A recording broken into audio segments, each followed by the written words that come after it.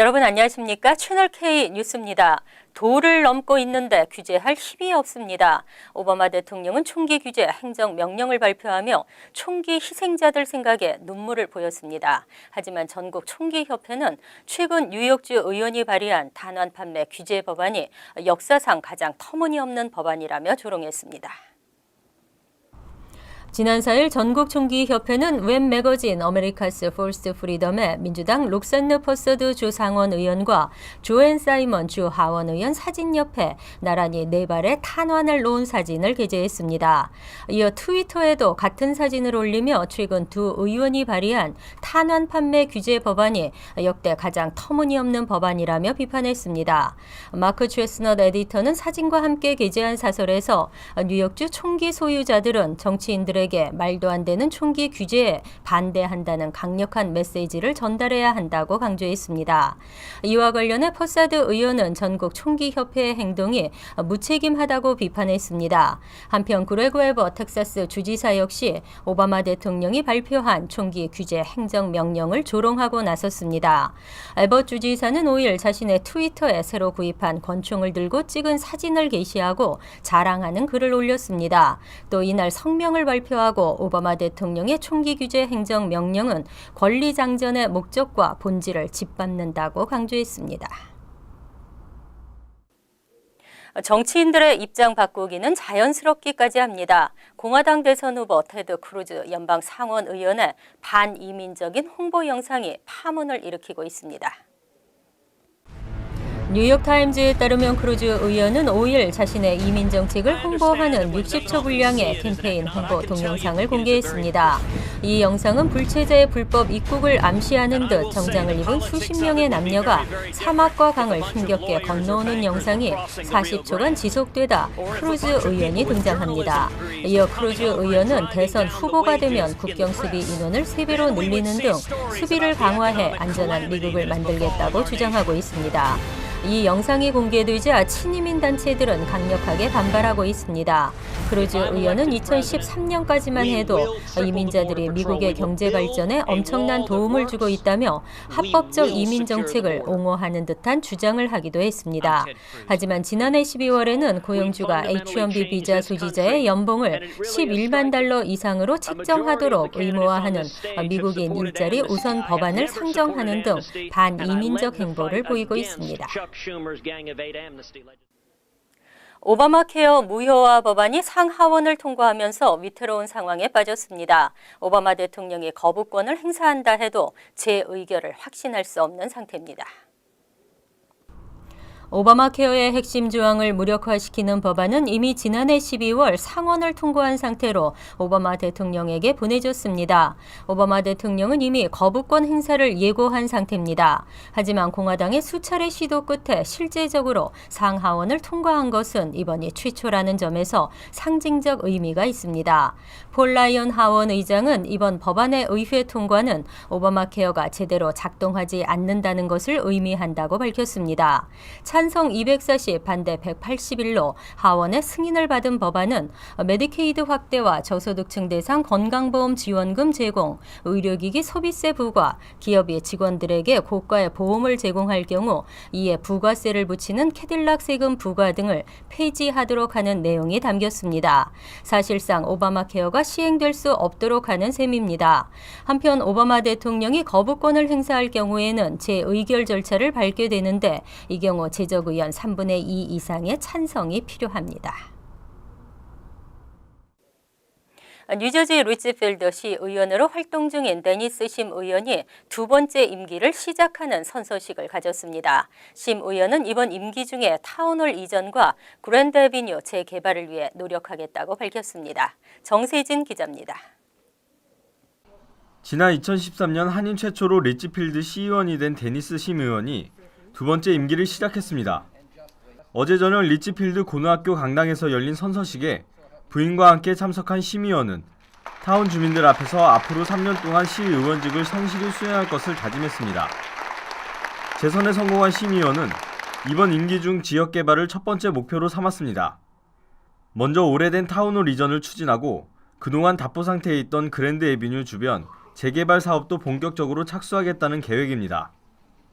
46에서 그랜드 에비뉴를 따라가지고 재개발하는 거 내가 첫 번째 공약 비슷하긴 했는데 그게 여러 가지 그 복잡한 사안에 의해서 좀 딜레이가 됐는데 올해는 아마 그게 현실적으로 표면화가 될 거야 곧.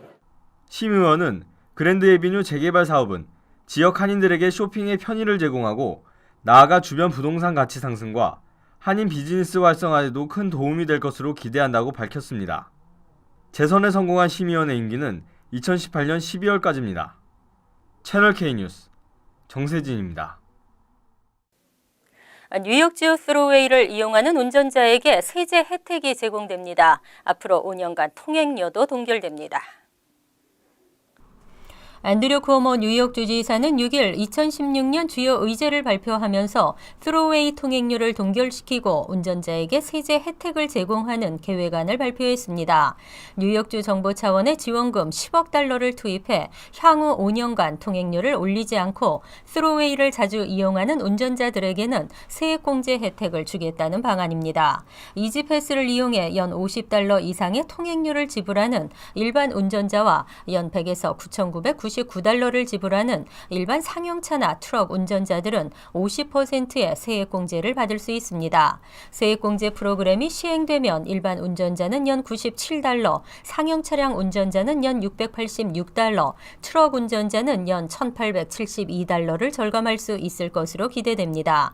또 농업 활성화를 위해 농산물 운반 차량에게는 스루웨이 통행료 전액이 크레딧으로 지원됩니다. 이 밖에 총 7억 달러가 스루웨이 보수 공사에 쓰일 계획입니다.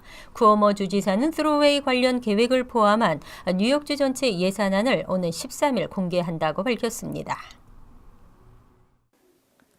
뉴욕시 계약직 공무원들의 최저임금이 단계적으로 인상됩니다. 오는 2018년에는 시간당 15달러가 됩니다. 빌 드블라지오 뉴욕시장은 뉴욕시 정부기관 소속 계약직 5만여 명의 최저임금을 오는 2018년까지 단계적으로 시간당 15달러까지 인상할 계획이라고 밝혔습니다. 이번 인상안에 따르면 용역업체 DC37을 통해 뉴욕시 공무원으로 일하는 일반 계약직 3만여 명의 시급은 올해 12월 31일부터 현행 12달러 14센트에서 35센트 인상됩니다.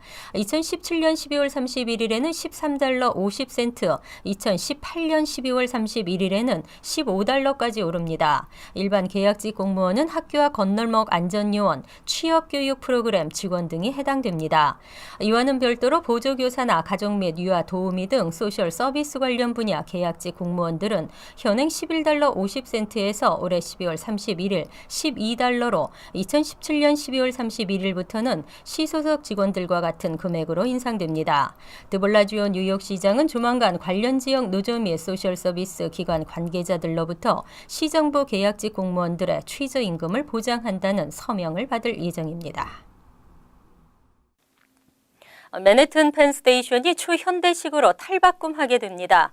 맨해튼 중앙우체국을 모니헨역으로 개조하고 에어트레인 서비스에 무선 인터넷이 가능하도록 했습니다. 앤드류 쿠오모 뉴욕 주지사가 어제 총 30억 달러 규모의 펜스테이션 확장 공사 계획안을 발표했습니다. 공사 계획안에는 펜스테이션을 현대식으로 업그레이드하고 맨해튼 중앙우체국을 모니헨역으로 개조하는 등의 내용이 포함됐습니다. 뉴욕 뉴저지 항만청은 2012년 모두 2억 7천만 달러의 예산으로 펜스테이션 서쪽에 있는 중앙우체국을 모니헨역으로 재건축하고 이를 현재 펜스테이션으로부터 지하로 연결하는 공사 계획을 추진했지만 예산 부족으로 무산된 바 있습니다. 이번 계획안은 4년 전 발표된 초안과 거의 동일한 내용으로 중앙우체국 21만 스퀘어핏 부지에 엠트랙과 뉴저지 트랜짓, 롱아일랜드 레일로드 역사를 건설하고 라가디아 공항까지 이어지는 에어트레인 서비스가 운영되도록 꾸며집니다. 또 무선 인터넷과 현대식 전자 매표소가 설치되고 각종 소매업소들과 레스토랑들도 함께 들어설 예정입니다. 이번 공사는 시공사 선정 후 3년 후 완공을 목표로 올해 중 착공에 들어갈 계획입니다. 최근 젊은 층에서 선풍적인 인기를 끌고 있는 호버보드에서 사고 위험이 잇따라 발생하고 있습니다. 학교 내에서 호버보드 사용을 금지하는 대학들이 늘고 있습니다. 뉴저지주 킨 대학은 4일부터 캠퍼스 내 호버보드 사용을 금지시켰습니다. 대학 측은 캠퍼스 내에서 호버보드를 타다가 적발되면 압수 조치할 것이라며 뉴저지주 화재 안전국이 주 전역의 대학에 호버보드 사용을 금지시켜달라는 권고를 내렸다고 밝혔습니다. 최근 아메리칸대와 조지 워싱턴대, 루이지애나 스테이트대 등도 호버보드 사용 금지 조치를 발표했습니다. 호버보드는 신종 이동 수단으로 각광받으면서 특히 젊은 층에서 큰 인기를 얻고 있습니다. 하지만 호버보드 폭발 사고가 잇따르면서 안전에 대한 우려가 커지고 있습니다. 실제로 소비자제품안전위원회는 지난 8월부터 19개 주에서 발생한 28건의 호버보드 폭발 화재 사고에 대해 정밀 조사에 착수했다고 밝혔습니다. 소방당국은 호버보드를 충전할 때에는 절대 방치하지 말고 구입 시에는 제품 보증 기간이나 리콜 여부를 자세히 확인하라고 당부했습니다. 전문가들은 화재의 주요 원인이 배터리 성능 때문인 것으로 지적하고 있습니다. 이어서 LA 지역 한인사회 소식입니다. LA 북서쪽 벨리 인근 포토렌치 지역에서 수개월째 천연 가스가 누출되고 있습니다. 주민들이 큰 피해를 겪으면서 캘리포니아 주정부가 비상사태를 선포했습니다. 제리 브라운 캘리포니아 주지사는 오늘 이 지역의 비상사태를 선포하고 관련 기관들에게 동원 가능한 모든 인력과 장비를 동원해 사태 해결에 나설 것을 촉구했습니다. 특히 이번 가스 누출은 지난해 10월부터 지속되어 온 것으로 포터렌치 인근 알리소 캐년에 위치한 남가주 가스 컴퍼니의 가스 저장소에서 발생됐습니다. 현재 가스 컴퍼니 측은 오는 3월 말까지 수리를 약속했지만 지연될 가능성이 높아 주민들의 불만이 끊임없이 이어지고 있는 상태입니다. 한편 알리소 캐년 가스 저장소는 8,700피트가 넘는 지하에 위치해 있으며 가스 저장소와 연결된 파이프에 균열이 생겨 가스가 누출된 것으로 추측되고 있습니다. 금품을 노린 한인 절도범 2명이 한인타운에서 활개를 치고 있습니다. 주민들의 각별한 주의가 당부되고 있습니다. LAPD 올림픽 경찰서에 따르면 이들 절도범들은 지난해 10월 말부터 12월 초까지 7차례에 걸쳐 주로 타운 내 식당과 상점을 타겟으로 절도 행각을 벌였습니다. 또 어제 오후 5시쯤 팔가와 킹슬리 드라이브에서 발생한 절도 사건 역시 이들 용의자들과 관련이 있는 것으로 경찰은 예상했습니다. CCTV 확인 결과 용의자들은 20대 후반에서 30대 초반으로 예상되며 몸무게 200파운드의 큰 체격입니다. 특히 한 명은 턱수염을, 다른 한 명은 콧수염을 길렀으며 범행 당시 후드티를 입고 있었다고 경찰은 밝혔습니다. 또 이들의 차량은 검정색 신형 SUV로 차량의 창문은 어둡게 틴트 처리된 것으로 확인됐습니다. 월드리포트입니다. 이색적인 일본, 원숭이만 사는 섬이 있는가 하면 토끼만 사는 섬도 있습니다. 사는 사람 하나 없이 토끼만 사는 이유는 무엇일까요? 일본 히로시마현의 작은 섬 오쿠노시마. 사람이 나타나자 한두 마리 토끼가 모여들기 시작합니다. 두 발로 서서 먹이를 달라고 조르고 사람을 졸졸 따라다닙니다. 맛있는 먹이라도 들고 있으면 금세 수십 마리의 토끼들이 몰려듭니다. 여기를 봐도 저기를 봐도 토끼 천지. 주민이 없는 이 섬의 실질적인 주인은 수천 마리의 토끼입니다. Okunoshima has no actual population. The only people here that seem to be here more long-term are the ones working in the hotel, but you won't find any houses on the island. 사람뿐만 아니라 천적도 없어 개체 수는 해마다 급증하고 있습니다. Rabbits have the potential to increase their population sizes very, very quickly. First of all, they reach sexual maturity at about 4 months old. 그런데 이 섬이 토끼섬이 된 데에는 어두운 비밀이 숨겨져 있습니다. 일본군은 제2차 세계대전 당시 화학무기 공장을 이곳에 세웠는데 6천여 톤의 독가스를 생산하는 과정에서 토끼를 실험에 사용했습니다. 기밀 유지와 안전을 이유로 주민들과 가축들은 모두 섬 밖으로 쫓겨났습니다. 전쟁이 끝난 후 결국 섬에는 실험용 토끼만 남게 됐습니다. 지금도 섬에는 주민이 없어 관광객들은 섬에 단 하나뿐인 호텔에 묵어야 합니다. 관광객들은 밤에도 호텔 앞마당에서 기다리는 토끼들에게 먹이 주는 재미에 푹 빠집니다. These rabbits here, they actually associate the sound of a plastic bag with food. So when you just make the sound with the bag, they keep coming. 어두운 과거 탓에 한때는 지도에서도 지워졌던 섬 이쿠노시마. 인간의 잔혹함이 토끼 섬을 탄생시켰지만 토끼들은 자신의 섬을 해마다 10만 명의 관광객을 불러 모으는 힐링의 명소로 탈바꿈시키고 있습니다.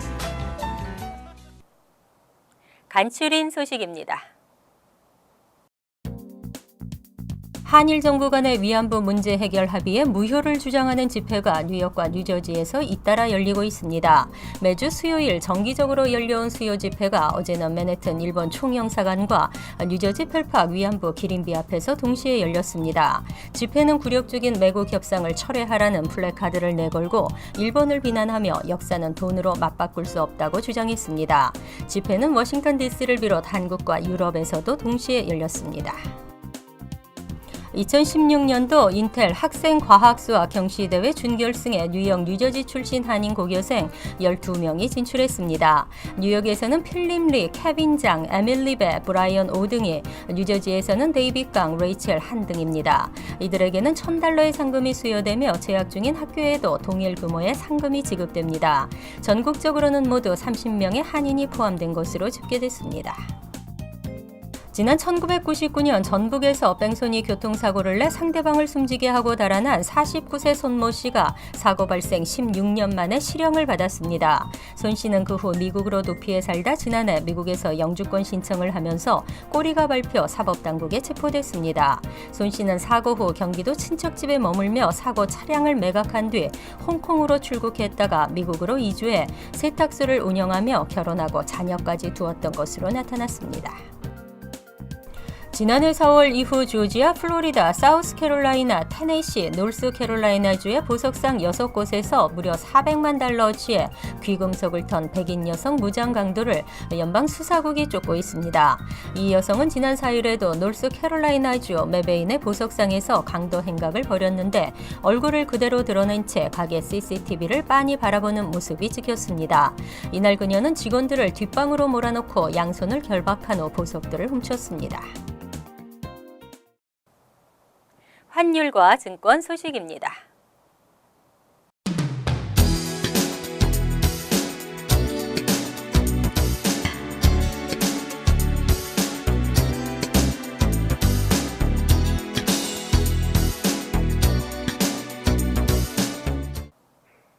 이어서 날씨입니다. 금요일은 간간히 맑겠지만 점차 구름이 많아지겠습니다. 낮 최고 기온은 44도, 섭씨 7도, 밤 최저 기온은 38도, 섭씨 3도로 예상됩니다. 토요일은 대체로 흐린 날씨를 보이겠습니다. 일요일은 흐리고 포근한 가운데 바람이 불겠고 오전 중 소나기가 내리겠습니다. 월요일은 대체로 맑겠지만 추운 날씨에 바람이 불겠습니다. 항상 여러분과 함께하는 채널 K 뉴스 여기서 마칩니다. 편안한 하루 되시기 바랍니다.